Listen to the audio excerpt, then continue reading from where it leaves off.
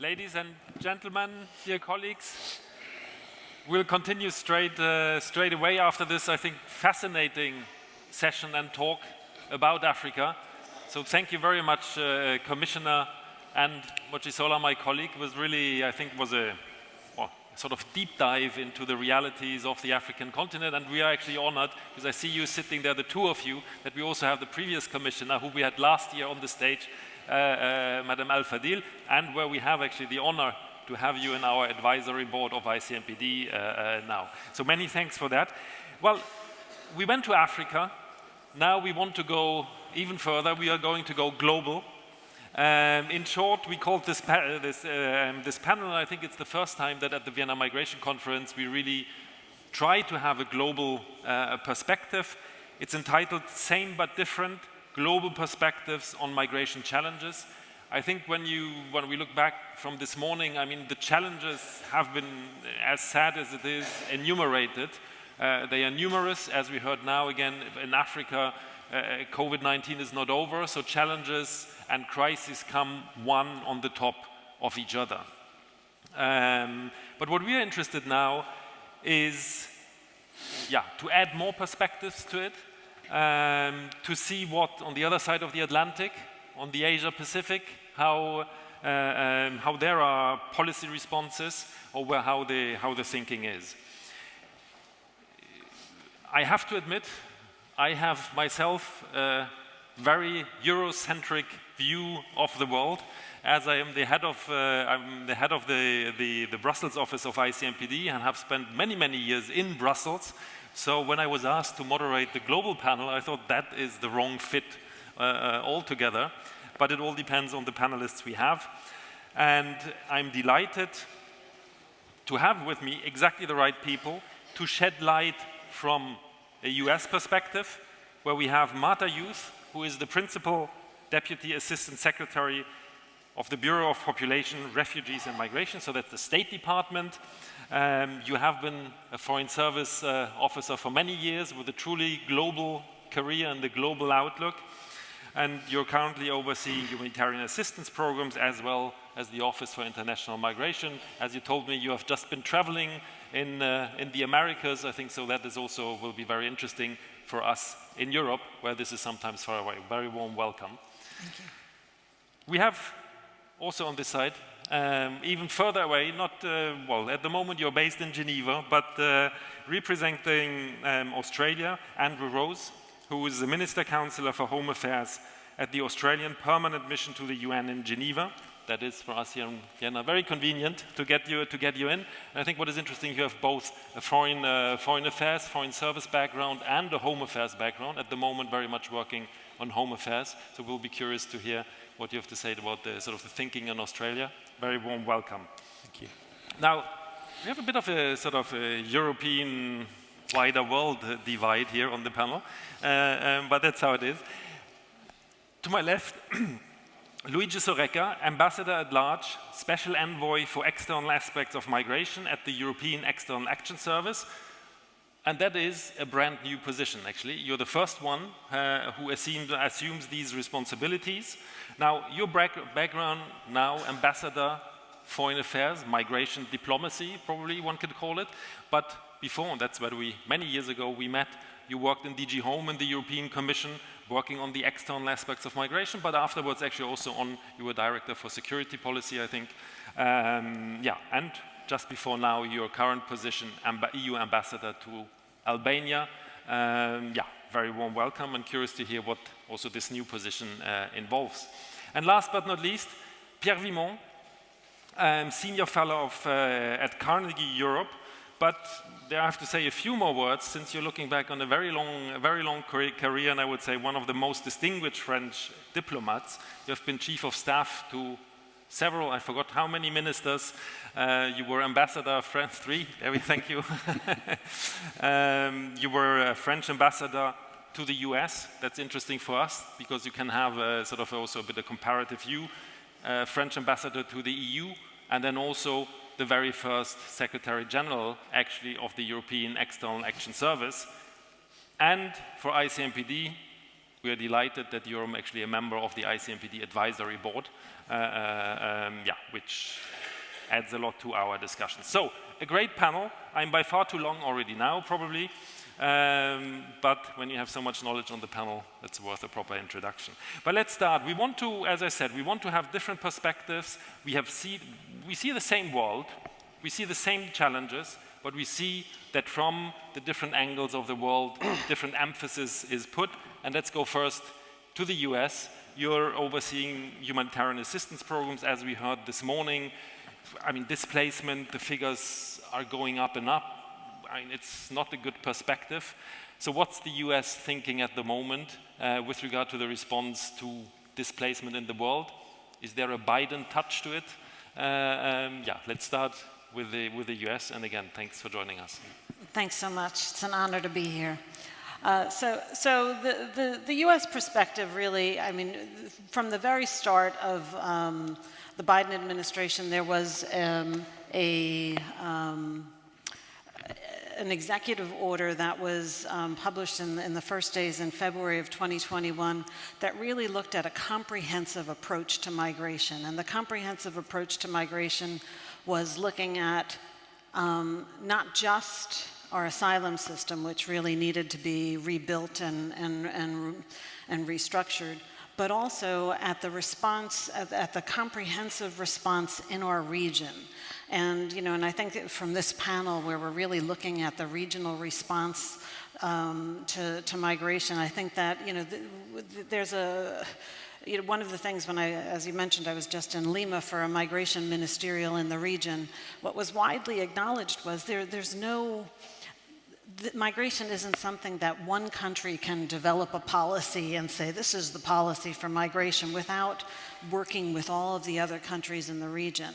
And so the approach to migration is really a very much regional approach in the United States. And so at the Summit of the Americas in June in Los Angeles, we brought together, there were 21 countries from the region who really signed on to or endorsed this LA declaration. And the meeting that I just came from in Lima was really a look at that policy and or those procedures, and really looked at how we could all work together on migration and protection.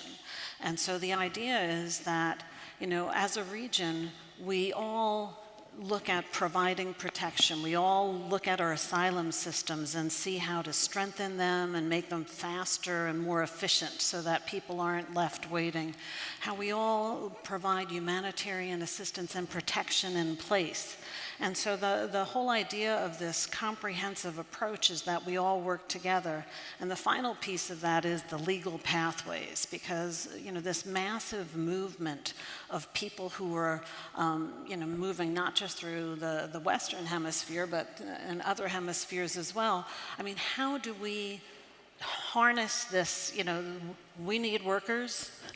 People are moving because they want work. How do we get people into legal pathways for family reunification, for labor programs, and even legal pathways for protection? How do we channel people so that they are not forced to move in irregular ways and put themselves in the hands of people who really, you know, are not concerned about their human dignity. They're concerned, they view them as merchandise, and will put them in very, you know, I've also visited both sides of the Darien Gap between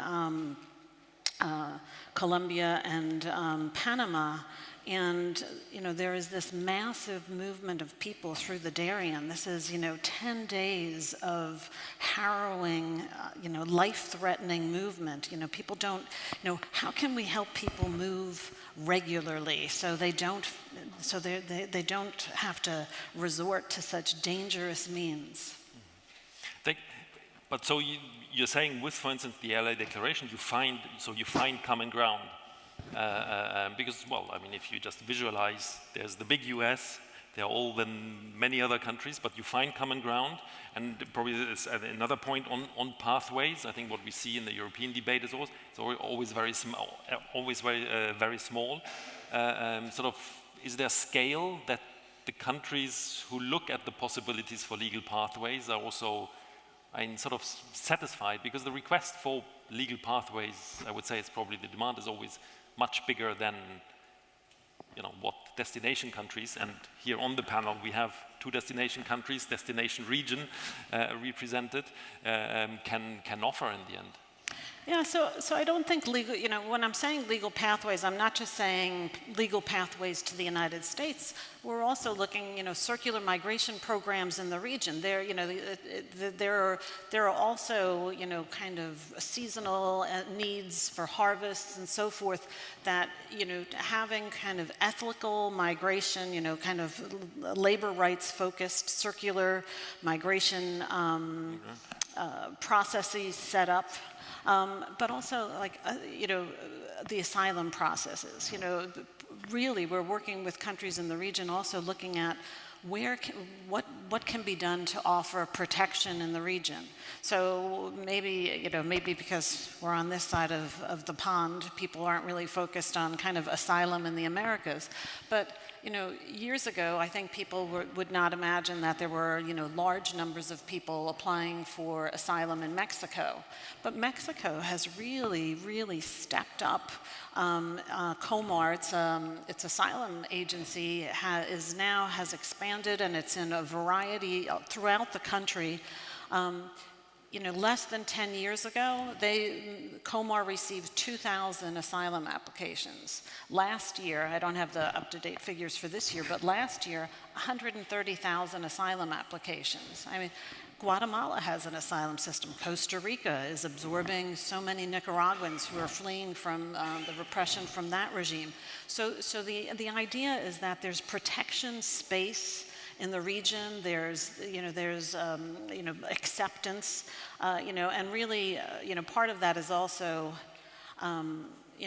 we're all facing many of the same, the economic issues mitigated by COVID, all of this, and so kind of building support is also really, really important in combating, the potential for xenophobia.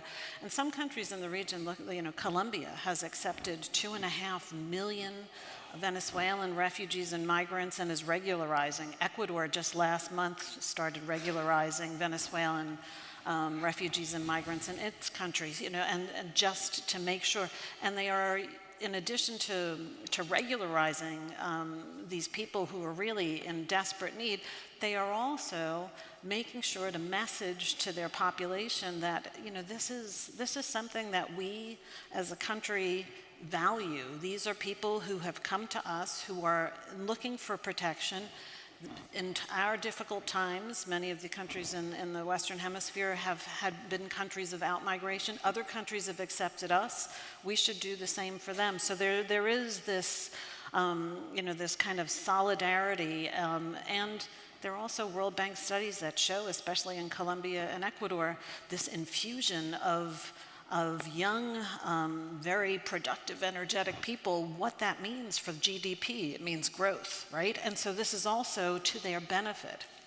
The final thing I think that's really important, and I think this is for all of us, is the about not doing it alone. I think what's really important for countries, when they have large surges of migrants and refugees, that there is an international response. It's not just one country that is kind of responding, that you point at, like in all of the Western Hemisphere, UNHCR and IOM and UNICEF, the international community is there with a wide, broad variety of donors, many of countries in this room, who provide funding to those donors for the population, who feel overwhelmed, to see that the international community is here, they've got the subject expertise, and they're here helping us confront this and respond to it effectively is also very powerful. Thank you, and thank you to make the point that on the regional pattern, be it on circular migration, labor, but also protection in the region. But also in the context of Africa, we usually discuss that, be it ECOWAS or other regional economic communities. But let's thank you. Let's move to Australia. And again, I said before, I personally have very Eurocentric view, and I don't know if it's only me, or I think I would say it's fair to say that when many in Europe think about Australia, they have sort of this image of a robust migration management regime in place. But now, sort of the last weeks, reading about Australia, there were a lot of news. One was actually the backpackers must come back, doing sort of seasonal work. Lots of initiatives about talent attraction, skills, all sorts of different visas out there. Yeah, so I think, well, it gives the impression that you want to make your system fit for purpose in the 21st century. I feel like I'm redundant on this panel. Your research has taught you well.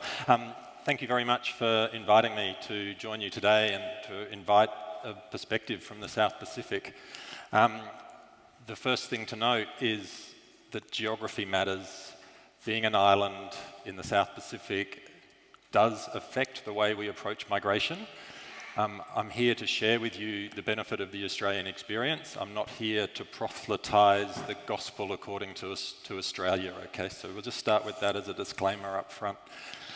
When we look out at the world, as you alluded to, Ralph, we see a situation of unprecedented forced displacement, over 100 million people. And this week in Geneva, we have the UNHCR annual executive committee meeting, where we're coming together to try to address some of these challenges. The Australian response to that is to redouble our commitment to a managed resettlement program, a generous resettlement program. Our resettlement program is generous in absolute terms and also in per capita terms.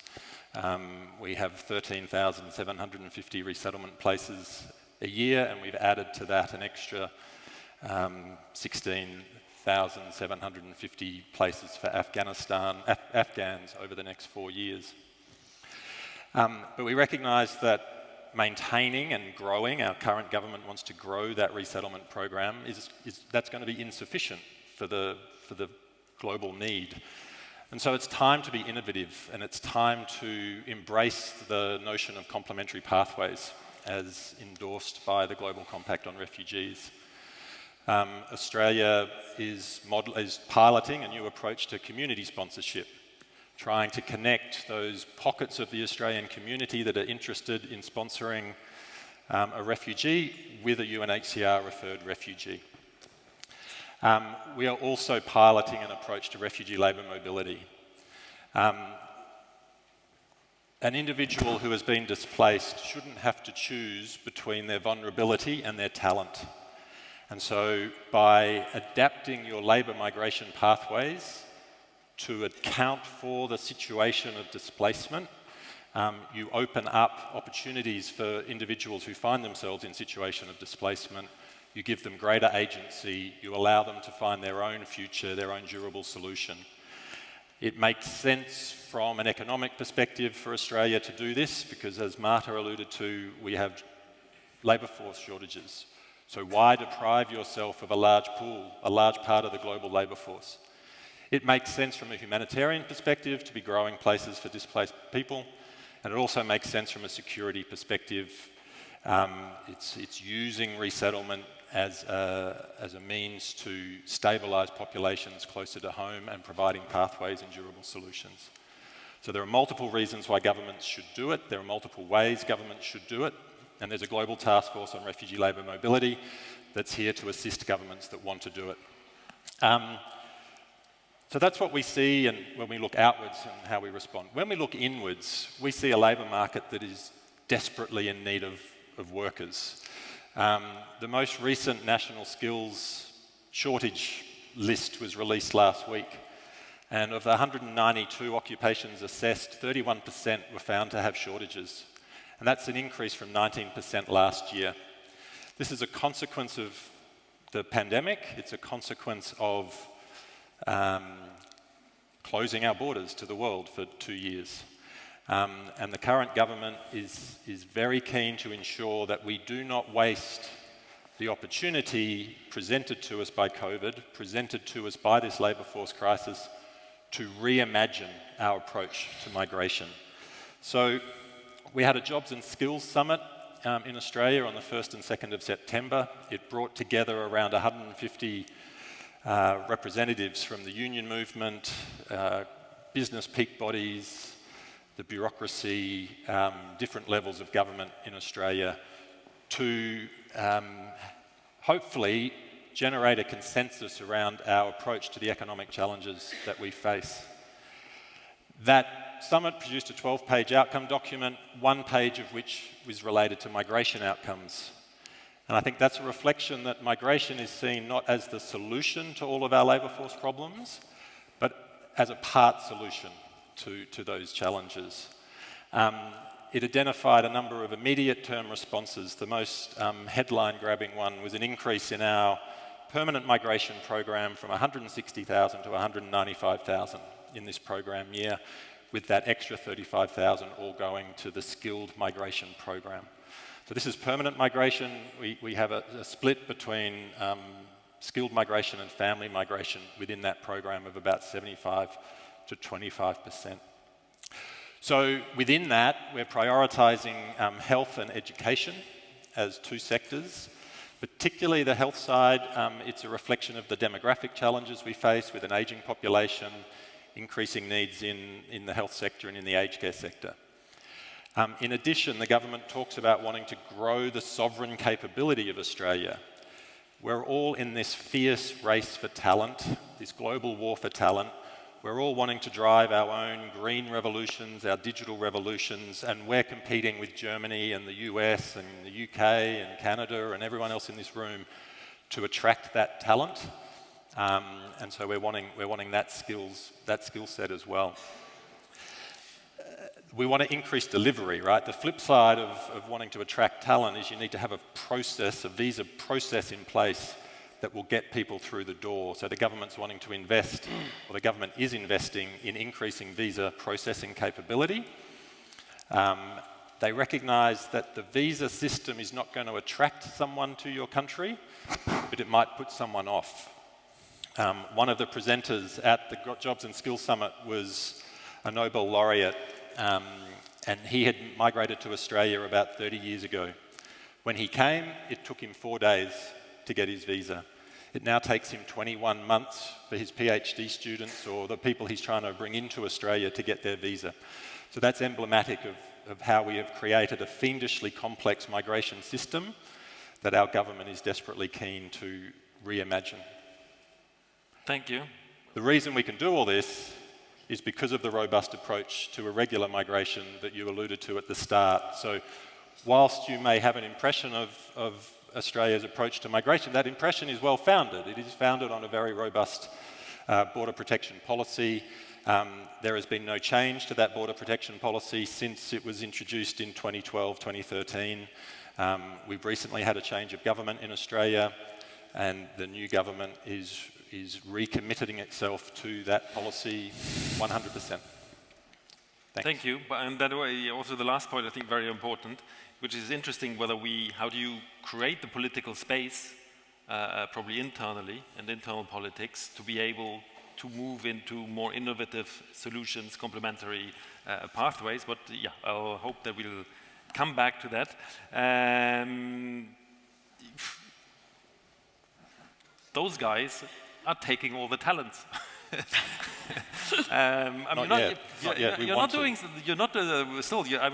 I remember well, the OECD, I think it's from 2020, we can say, okay, that's pre-COVID, and Australia is still ranked together. I think the only European country, it's EU country is Sweden and Switzerland. It's the 3 top-ranked countries for talent attractiveness.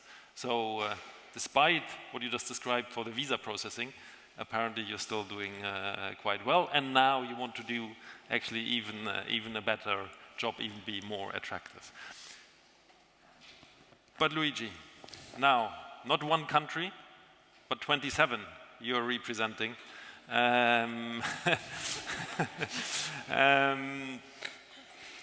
Well, is it possible to explain EU migration policy? You have to go out there, be it to Africa, other places, and explain EU policy. I think, and we heard it here in the US, yes, also a partnership approach. I think in the EU context, we always speak about partnership.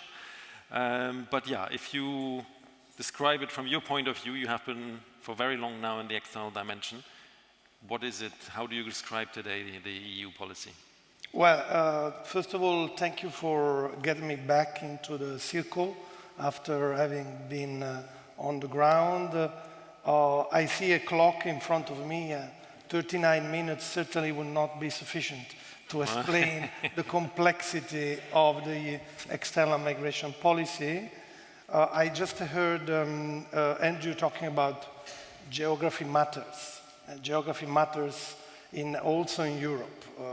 Not only because we are at the center of a very complex geopolitical scenario, but also because differently than our two friends, as you mentioned, we are a union of states. And therefore our legal tools are inevitably to take into account all this. I think the external migration policy in the last 15 years has evolved dramatically, as it happens often in the EU, also due to crisis that we as a union, we have gone through.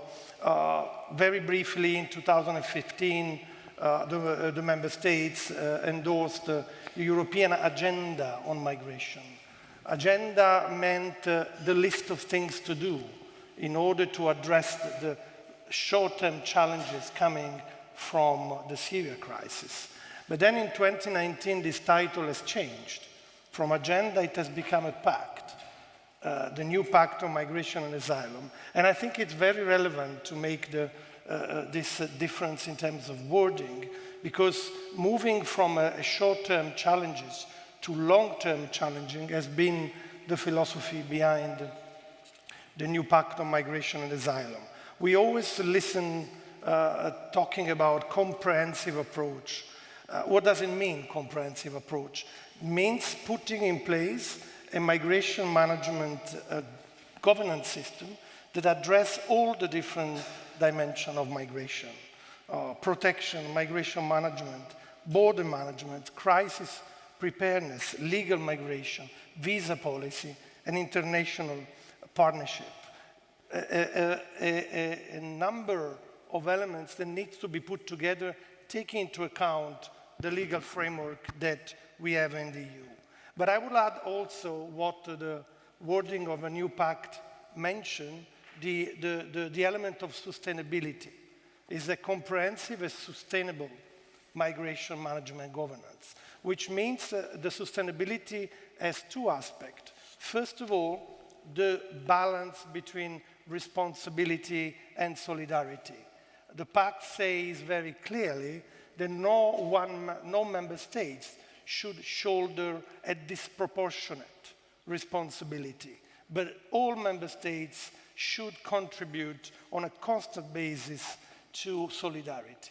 And I think this is the real novelty of the pact, and that's the concept of pact, which means a compromise between two different objectives. Now, this is extremely complicated when you are in a crisis situation. I think we have seen recently the first positive step when it comes to the balance between these two objectives. Last June, with the concomitant adoption of a proposal on screening a Eurodac on one side, and the first time voluntary solidarity mechanism from the member states. Where we stand now, has this done enough? Certainly not, but I heard today several speakers mentioning Ukraine as a success story of the migration policy of the EU. And I think despite the last 2 years COVID slowed down our already difficult decision-making procedure, I think the Ukraine crisis, the Russian unprovoked aggression to Ukraine, tell us that progress has been made. In a few days, the Minister of Interior has adopted the Temporary Protection Directive. For our friends, this directive have never been used in the past. It was conceived in 2001, following the crisis again from the Western Balkans. but has never been used because, in my view, the European Union was not ready to activate this mechanism. But suddenly, a solidarity platform or registration platform have been put in place. The EU agencies have been reinforced. We have here a director of one of them, but others, they are now really on the ground.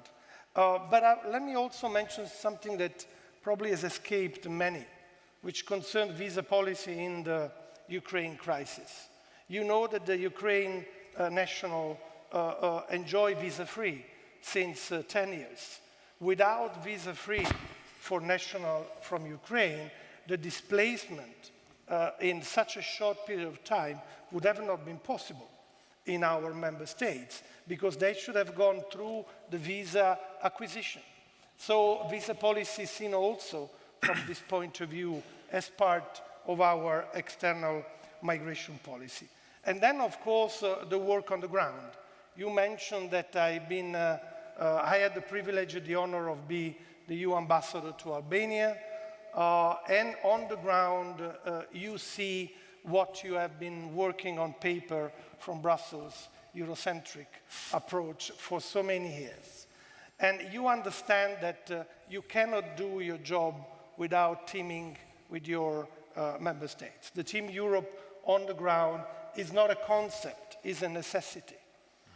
You cannot achieve results without the member states being on board, and I'm proud to say that Albania has become, in these 4 years, a country that has signed working arrangement with all EU agencies, has been the first country to see at the same time the implementation on one side of the protection policy with the increasing reception capacity in the country, but also increasing border management with the first Frontex mission outside the country, the EU, in 2019 at the border of Greece operating.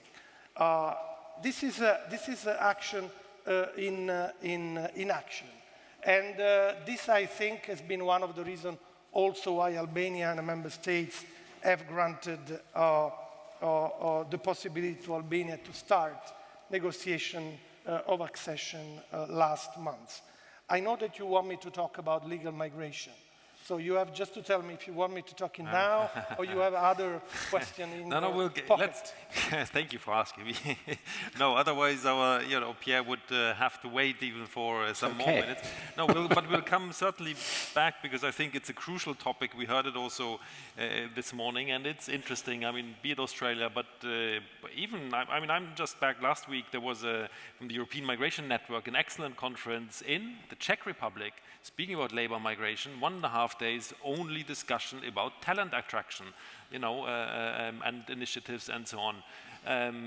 Very interesting. So it's an issue which is really, I think very present across Europe and would be interesting. But we'll get back to that. Let's get Pierre in, because you have a very interesting perspective. You have the privilege now to look back, not to be necessarily bound by institutional affiliations. As we said before, you worked in the US with the EU. I mean, what are for you sort of the most pressing needs when it comes with the migration challenges? When we look at starting from Europe to look at the world. Thank you, Ralph, for inviting me. And I feel in a bit of a strange situation here, because I'm the only one who has no official responsibility, so I can be very free. And additionally, I can speak with hindsight. I would make mostly 3 observations to launch a discussion, and sorry if on some of these I may try to be a bit provocative. The first one, to the question you put, Ralph, much of the same, or is anything new happening? I think with a little bit of foresight, I think we can all agree that it will be much of the same, but maybe worse in the future. If only listening this morning to the debate on climate change, we could really easily figure out that migration coming out of natural disaster is going to grow. Some of the fallouts of the current Ukrainian crisis, be it energy security, food security, are going to increase, and that will bring about more migration. And I would say thirdly, because we're all obsessed here at the moment in Europe about the Ukrainian war, we're not looking at what's happening in the broad picture of the geopolitical world. Events are unfolding in Afghanistan. We could talk about Iran if we wanted to. Think about Iraq, which is witnessing a growing instability. Tunisia, Libya, we alluded to Libya a few minutes ago. This whole geopolitical situation is ripe with more crisis and therefore more instability and therefore more migrants coming in. And what strikes me when you look at this is how our national governments are not ready to engage a national conversation about what migration is going to be in the future. Be it from the perspective of demographic trends in Europe, which have a major impact on the whole issue of migration. Even to a large extent, you were right, both of you, to say that now legal pathway is discussed among member states. But listen, when I was in charge of organizing the Valletta Summit, this was 2015, and I was touring all EU capitals telling them we have to discuss legal pathway and legal migration. The answer was, please don't. This is toxic in our countries, and we want to keep it for themselves. The usual struggle with the Commission. We don't want the Commission to get involved into this. And there is still a lot of this. And what strikes me is that governments in our country, maybe not in the US, in Australia, but certainly in Europe, in the 27 member states, are not all that comfortable with having a full-fledged national conversation on migration. They know it is going to be difficult. They know they have to push back against the pressure of a populist political party, which would be all too happy to engage in that kind of conversation. So there is this feeling in public opinion that something is being hidden from them. And that isn't very good, in my opinion. And we haven't been able to change that so far. Second observation, has the toolbox changed? Have we got new instruments? Have we learned our lessons from the past? And Luigi, just now, we heard a few ministers this morning saying, yes, this is now moving in the right direction. On asylum, on Schengen, we have now a roadmap. This year, the French presidency, now the Czech presidency are really pushing very hard. Yet, my impression is that it's still very much the same debate and the same discussion on return and readmission, external partnership, but we're not moving very far into the content of all of this. External partnership, let me just give you that example. Member states relish external partnership because it's a way of blaming third parties in Africa and elsewhere for not doing enough to take back their irregular migrants. And so all 27 member states are immediately ready to push for that. It's about externalizing our migration policy. But the reality of this, and we heard a few minutes ago when we were discussing Africa, is that we're looking for external partnership without really trying to understand and analyze in the proper way what is the phenomenon of the migration phenomenon in these countries, the family tradition, the root causes that may be behind this. And therefore, it's a bit of a lazy way of looking at things. Second point, we're all saying, I'm the first one to say, that the European Union has very well reacted to the Ukrainian crisis and the huge flow of refugees that have come from Ukraine since the 24th of February. Europe has been efficient, quick, swift, and everybody applauds us that. But if you try to take this with a little bit of distance, I'm fascinated. You know, the Temporary Protection Directive, as Luigi rightly underlined, was there in 2015. We are a few who at that time said to our leaders in the European Union, why don't we use it? And member states replied immediately, we are not amused, we don't want to hear about this. How come we so quickly are doing this with Ukraine? Because, let's be honest, because this is a European conflict at the root of it all, because Ukrainians are Europeans to a very large extent, and because thirdly, for geopolitical reasons, it's a way of showing Russia our strong capacity to stand together against Russia. None of this exists for migrants coming from Africa, the Middle East, or Afghanistan. And I think we have to be aware of that and ask ourselves a few questions. I would be very happy if in the near future, with the growing number of refugee seekers coming from the Balkan routes, we said we will apply the temporary protection. Okay. But I can put my bet on the table that I don't see that happening very, very quickly. Third and last observation.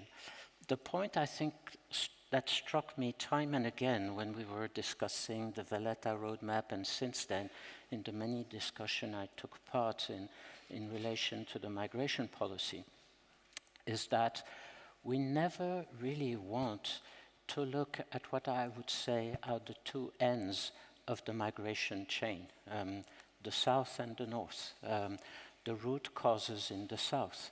And the fact that for many, many years, I don't know if Luigi would agree with me, but the fact that our development policy, the development assistance, hasn't really adapted to the new realities in Africa. I remember vividly at the beginning of 2011, the 5 countries from the Sahel coming to Brussels with the tutorship of Algeria, who was there also with them, and telling us, your migration, your development policy are all very fine, but now what we really need is how to push back against the influence of the terrorist group coming from Libya, etc., their influence on our youth, which are just going to these terrorist groups and fighting with them. What we need, therefore, are the good instruments that help us to keep our youth with us and to protect us against a terrorist group. And we had no answer to that, and that was 2011, and we had to wait 10 years before starting to adapt ourselves. So these are the kinds of problems that we have. And we have the same thing on the other chain, the north, where what we're facing today is a crisis of the middle-class community in our northern countries. Problem of social downgrading, problem of national identity. And here again, as I was saying earlier, we don't dare start a conversation on that. I've been too long, Ralph, and I see you're getting nervous. So I'll stop there. No, many thanks. And I'll take you up actually for the others.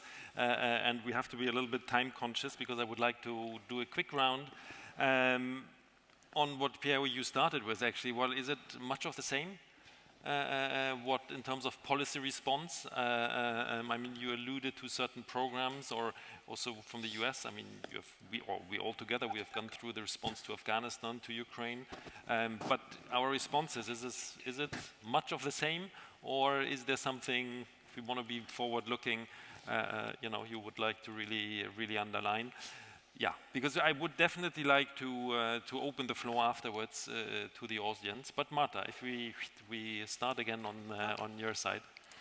So I don't think it's really much of the same, and you know, maybe from my particular position it's different because we, you know, as we changed administrations, we also really changed kind of our kind of perspective on you know, our place in terms of global conversations on these. We had kind of stepped back from the global stage, and one of the in terms of migration policy, and one of the things that this administration, you know, in his inauguration speech, the president essentially said, we are going to re-engage in the world, and you know, and we've re-engaged in the region. So I feel like what I just described in Lima, what had happened, and at the Summit of the Americas, I think we're changing even the narrative within our region about regional responsibility. I think the countries in the region are really coming together and looking at how we can work together, you know, kind of in an inclusive and holistic way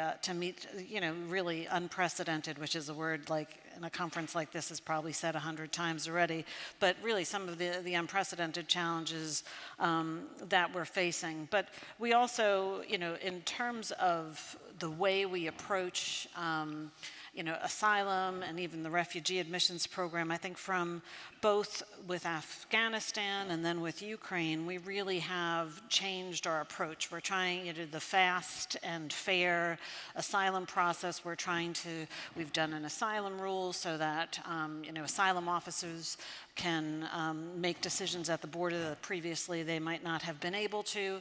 With our U.S. refugee admissions program, we're really rebuilding it, you know, from the ground up in a really thoughtful way, but in a way that embraces some of the things that we've learned.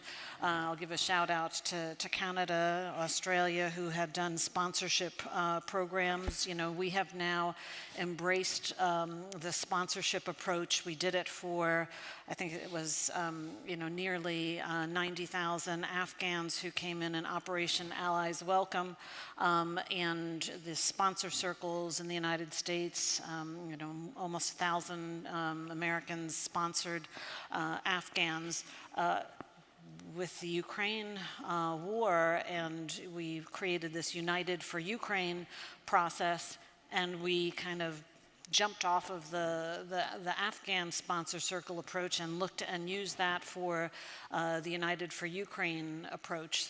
Not refugee resettlement, it's humanitarian parole, but it worked in much the same way. 64, I think, thousand Ukrainians thus far have come in, and 100,000 have been, you know, registered in the program. And so we're really trying to re-engage in the world in various. I know there are colleagues from the intergovernmental consultations on migration, asylum, and refugees. So we're back in that group and take the chairmanship, and we'll take the chairmanship for 2023. MIRPS, which I can't remember in Spanish, but it's essentially UNHCR protection for internally displaced in our region. So we are taking the chairmanship of the support platform. We've nominated an American, Amy Pope, for the leadership of the Director General for IOM.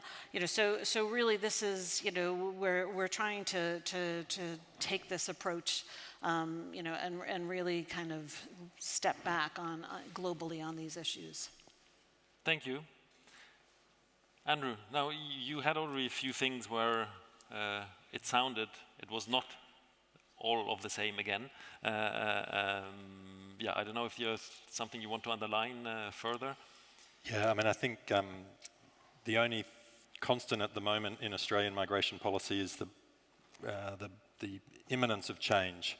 The biggest critic of Australia's approach at the moment appears to be our own government, and they've commissioned a review of Australia's migration system. They want us to significantly reimagine our nation's immigration settings. They want to go back to basics, and they're asking the fundamental question is, why do you do migration? What national interests is your migration program meant to deliver?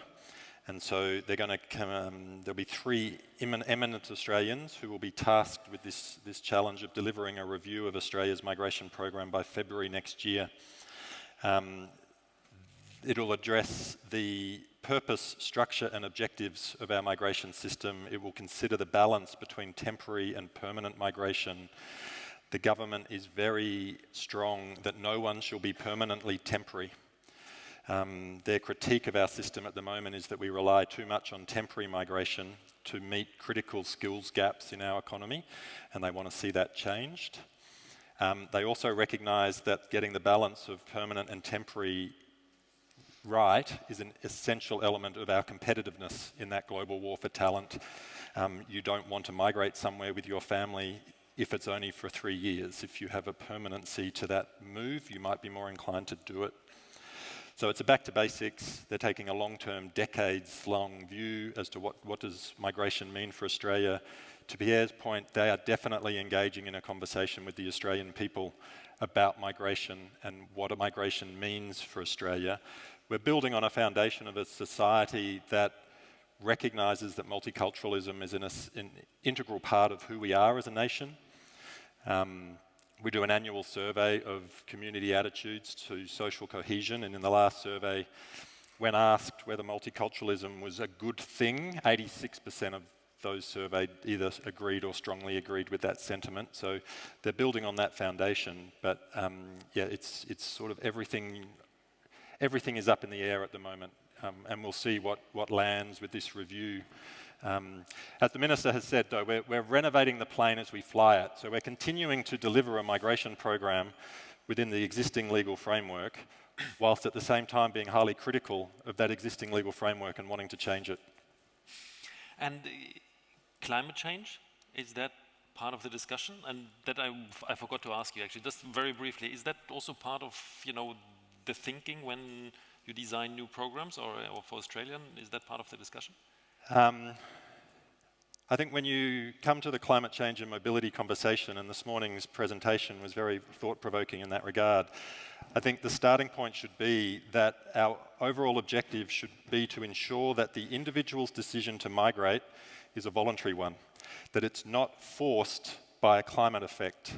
And so everything we are doing in the mitigation, the adaptation, all the climate finance, investment in making communities more resilient is part of the migration narrative as much as it is part of the climate change discourse, because it's about ensuring that the individual doesn't have to migrate. If the individual does have to migrate, the probability is they only want to migrate locally. So it's not that there are going to be these hordes of climate-displaced people flooding Europe. If we engage properly with communities and we provide them with that managed migration alternative that's regional, it will be a better outcome for them, and it'll prevent Europe, Australia, the US having a climate crisis, a climate mobility crisis.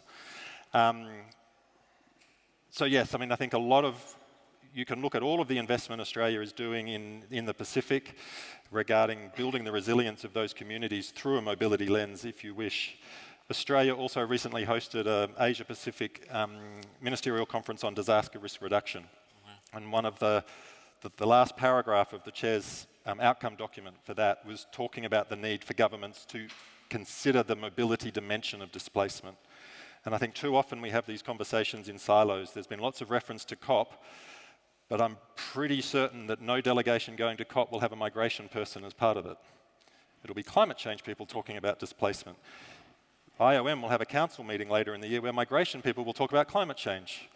The disaster risk reduction community is separate again. So I think there's a conversation to be had and hopefully cross silos. Thank you. And I'll I be have quick. to Yeah. Sorry, but Sorry, Martha. No, but fine. ditto. So yes, the United States also, the focus is really on adaptation and resilience. There is a plan called Prepare that is actually global in nature. We too are migration and climate change people. You know, we will have migration people at the COP conference, and also, you know, very much at the IMRF.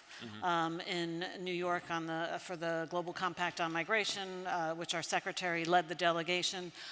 There were many discussions also on climate and migration. So it is not siloed. There is definite Thank you. Much of the same, or will you bring in now legal and labor migration and attracting the talent we need in Europe? I would like to comment on 2 points. One that our My question. Colleague, I will come to your comment. Colleague has raised, because climate change and food insecurity is clearly something which is also on our radar. What we know so far is that, as we have listened from our friends during the day, is that they're having an important impact locally or regionally, but they are not yet impacting on massive displacement beyond the regional level. That being said, as Pierre said, we need to adapt, and we are doing it, our development funds to impact immediately to make sure that climate change and food insecurity don't become a migration-driven element in the longer term. Talking about labor migration, this is a very good opportunity to say to reply to your question, much of the same. Yes and no. No, because much has happened. The workforce of the European Union institutions and member states on migration has dramatically been enhanced in the last year. We have a legislative act in place. Yes, because we are not using all the instruments we have in our external migration policy. And I mean this when I enter into discussion with our partners, as we have listened, what they asked in order to respond to our request is to have a discussion on legal pathways and to have a discussion on visa policy. And these are elements that need to become part of the debate. And as you know, these elements are in the hands of our member states that have the power and the possibility to identify the number of third country nationals that can come to the member states for work, or the people that can accede to their territory. I think when it comes to the concept in Europe, when we enter into, and I'm talking about as operator of the external migration policy, we need to put at disposal of those who discuss with our partners all the tools that they come with. And what we have tried to do recently as EU in April is to present a very comprehensive skills and talent package, which will bring to the recast of 2 very important pieces of legislation that affects also third country national, the long-term residents who go back to 2003, and the single permit directive who goes back to 2011. This needs to be brought to a fruition 10 years after, with all the lessons we learn. A talent partnership that were mentioned this morning needs to become part of the discussion with our friends. We need to be sure to compete in the world, to have the ability for the member states to bring in those who are needed in our aging population. According to Eurostat, in 50 years, in 2070, the working age population will shrink of 10%, from 65 to 55%. 10% of working age population that needs to fill in, not necessarily only with national of our member states. Until we are able to use in our day-to-day external migration policy all the tools that we have at disposal, it would be a bit of the same. Thank you. Thank you. Pierre, I wanted to reassure you and to get some elements out that it is not only all of the same, but what you've heard. I don't know, is there a comment before we hopefully get some questions from the audience? A very short comment on climate change. But this is more a question and maybe a puzzlement on my side more than anything else. But climate change, as it has been said this morning, is going to be a planetary phenomenon. And we've seen already in Europe during this last summer that we all have been impacted by climate change. So how are we going to convince our European public opinion that we have to give room for some of those migrants who are suffering from the same thing as we are suffering? Public opinion, population tend to be rather selfish. And when we will have to discuss sharing of financial resources, etc., many of our Western countries may say we have to take care of our people first. And I think this is where solidarity will have to show that it can be there.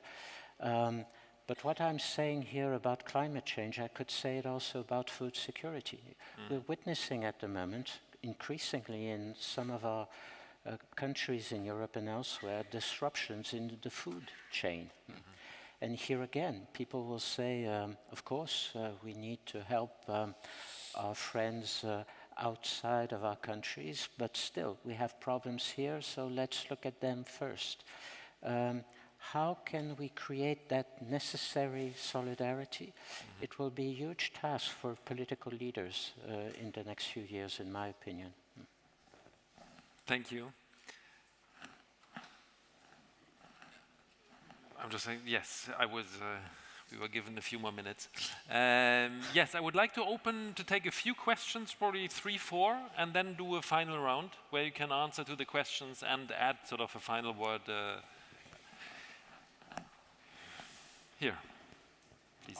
If you could stand up, I think that I was told it's much better for the camera. There we are, and you say who you are and. I think this is on. Okay, yes. Great. My name is Jeanne Celestine. I am actually from US, so hi to my fellow American here.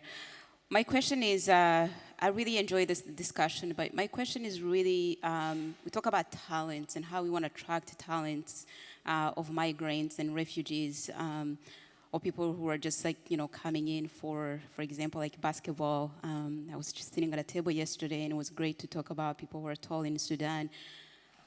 But the question is, we have in the United States, for example, we have DACA people who have been waiting for so many years.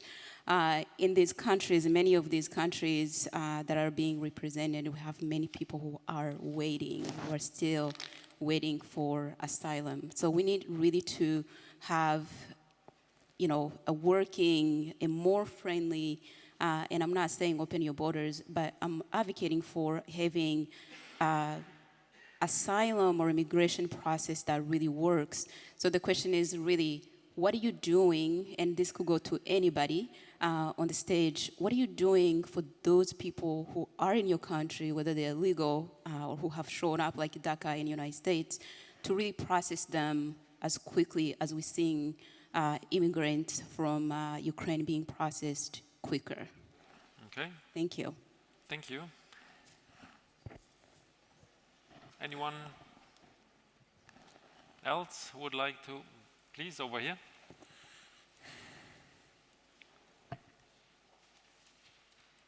Good afternoon and thank you. I thought that was a great panel with some really interesting comparative insights. I'm Niels Coleman. I hail from the Netherlands. I'm active on the justice and security side, so very much Eurocentric. When we compare the EU to the US and the EU to Australia, we tend to always say it's like comparing apples and pears. There are clear differences, as elaborated upon in the discussion, in terms of geography, in terms of legal frameworks that enable us to act or that sometimes restrict us to act, both internally and externally. Clear differences in political dynamics, or so I thought, until I think quite recently it was the governor of Texas who started actively busing and flying people who arrived through your southern border to places such as Washington. I think even a group arrived in Martha's Vineyard, which was widely publicized as being quite a shock to the people, both in Martha's Vineyard as it was to the migrants themselves. And this, of course, reminds us Europeans about the discussions we have in the EU in terms of solidarity, relocation of asylum seekers that come through our maritime borders in the south, about relocating them, distributing them perhaps more evenly across the European Union, which is a very hot debate up until now and that we haven't really found a solution to. So I'd be very interested to hear perhaps more from the American colleague and, if possible, in terms of the reaction that this dynamic has had from both at the state level and perhaps also the federal government in Washington. If you'd be able to comment on that, I think it could be instructive to us in the EU. Thank you. Thank you. Please, over here.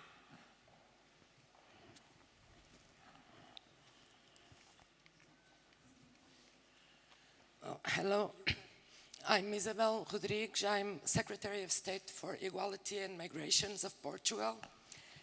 And I was reading this, same but different, and it made me think of refugee children.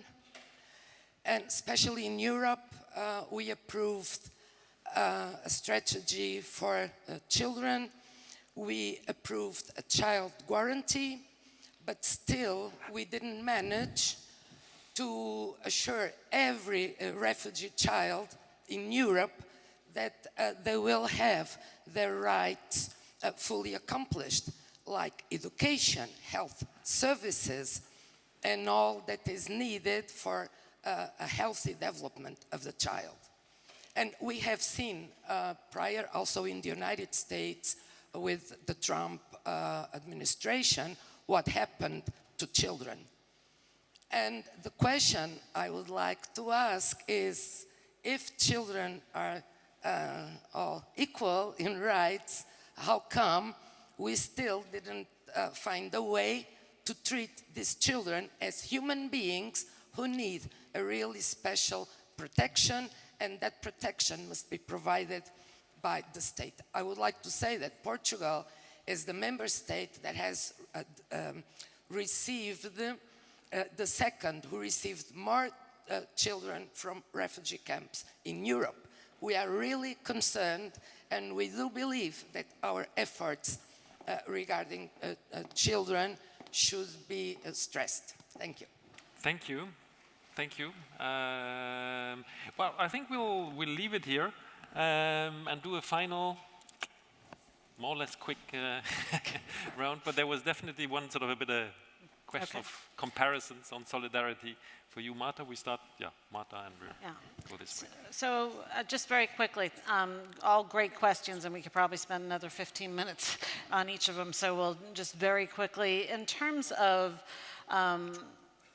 protecting people who have entered irregularly at some point or so forth. This, in the United States, we have temporary protective status, and we have been using it to great effect. It doesn't, cover everybody who is there under DACA or whatever, but I think that has been one of the ways that we have been able to regularize and essentially make, visible many people who have entered previously irregularly and protect them. In terms of the asylum, making the asylum system quicker, part of this is actually making the enforcement system quicker. The bottom line is we need to be able to screen people and quickly assess who needs protection and who doesn't need protection, because the other side of the coin, which I, as the humanitarian side of, and not the enforcement side of the house, I don't really like to focus on this. The bottom line is, if you treat everybody the same as they come to the border and they don't all need protection, and you're not returning people, you're essentially incentivizing more to come, right? And so you do want to ease the way for people who are in need of international protection and figure out how to return people who are not, right? And so that's part of the challenge. In terms of internally receiving states, this is, part of this, frankly, and I didn't mention, and I should have mentioned, You know, nothing that we do on refugee resettlement, nothing that we do on any of this can be done without civil society. We have an amazing you know, civil society, philanthropy, private sector, all, you know, universities, veterans groups, you know, these groups have like come out in a big, big way in the United States. Sometimes, you know, very specific veterans groups for the Afghanistan response, Ukraine, private sector in a bigger way than I've ever seen, right? And so this is really something that is about messaging too, and is about harnessing this enthusiasm and this solidarity and this generosity, right? And I think that that's, you know, it is unfortunate, this, you know, busing of people, but what warms the heart is then what happens when the people are bused. When they went to Martha's Vineyard, which was ill-prepared to receive them, you know, didn't have a shelter, a couple beds, people came out in a big way, provided beds and clothing, you know, connected them back on, you know, and so I think we really do have to harness, because somebody in an earlier panel was saying, you know, the private citizens are, you know, actually have a lot of sympathy and warmth, and we have to really you know, look to our own citizens and our own civil society to really help us in this. And part of this is government responsibility, the messaging of this as well. I see we've hit 0, sorry. Thank you. Andrew? Thanks, Ralph. 2 points. Firstly, in response to the question regarding how do you approach the challenge of people in your country irregularly, there is no easy solution to that, and it goes to the heart of the challenge that the Australian government faces, and I think most governments face, of preserving the social licence, the public confidence to do migration policy. And it requires you to it requires the public to have confidence that the government is managing lawful migration to our respective countries well, but also addressing irregular migration to our countries.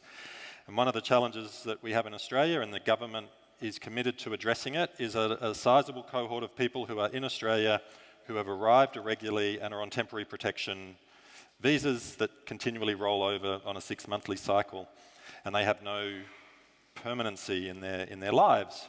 But the government recognises that this is not an easy thing to deliver, but it's part of the review, it's part of the ongoing challenge that we're going through. The final point I want to make is, you know, I've said it once, we're in a global war for talent. I think most European, North American, OECD countries are fighting for the same global talent. We need to be careful that we don't perpetuate problems in other parts of the world. So we need nurses. There's a global shortage of nurses. So as we fight to attract nurses to come to Australia, we're going to be creating problems elsewhere in the world. That's not going to stop us from fighting to attract nurses to come to Australia, because, almost to Pierre's point, we're inherently selfish. Like, member states are inherently selfish and our populations are inherently selfish.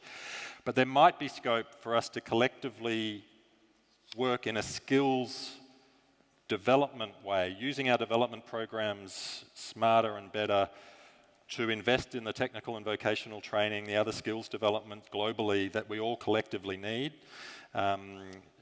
use our development dollar wisely and consistently and effectively. And it's easy for me to say that because I'm not a development practitioner.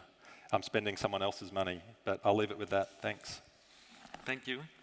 The issue of children's rights is crucial, and I'm happy that you raise it, because the already very important problem of unaccompanied minors that comes with our migration dimension has become even more important again during the Ukraine war, where the wide majority of migrants were children.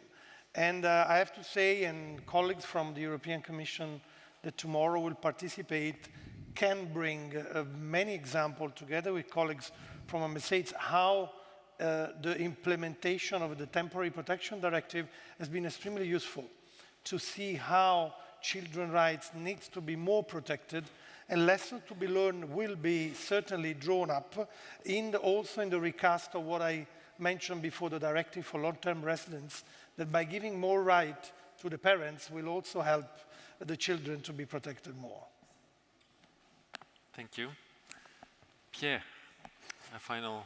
I think time is gone, so I'll be very quick. No, I was thinking about what was said about relocation when referring to the US and to what happened among Europeans. I think there it's a matter also of mitigating what are national cultures that are different from one country to the other, and at the same time finding ways of showing solidarity. I think we're making progress in that field with inside the European Union.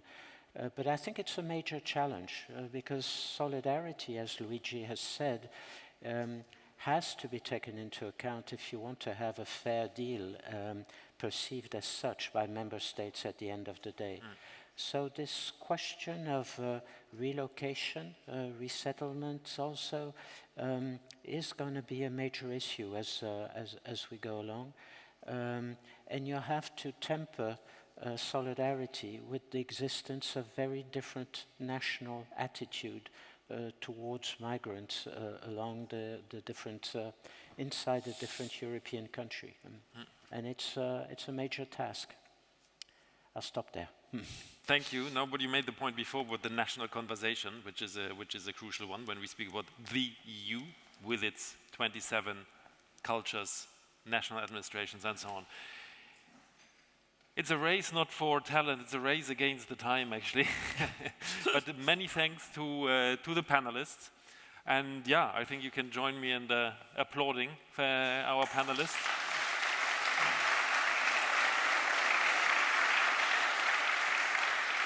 For something, I'm not that negative after our panel. I think there are actually many experiences out there. There are new initiatives, be it on talent. I think there's also the notion of breaking up silos. It was, I think, the Moldovan minister, she spoke a lot about this morning. There's also something to it. So I am quite sure that given the needs which are there for our societies at home, we'll see ever more experiences, programs and initiatives. Yeah. So that we'll, in a year's time at the next VMC, we'll look back on that. But now you can actually go for coffee. And at the coffee break, we have, again, 2 flash presentations. One is on what we call the Migration Partnership Facility, where we, for instance, we work and we support the European Commission on pilot projects on legal migration, but also many other things. And the second one is excellent research which colleagues have done on how migrants decide, actually take decisions. So if you want to learn more, the colleagues are over there. And with that, again, many thanks. And yeah, we'll see you later.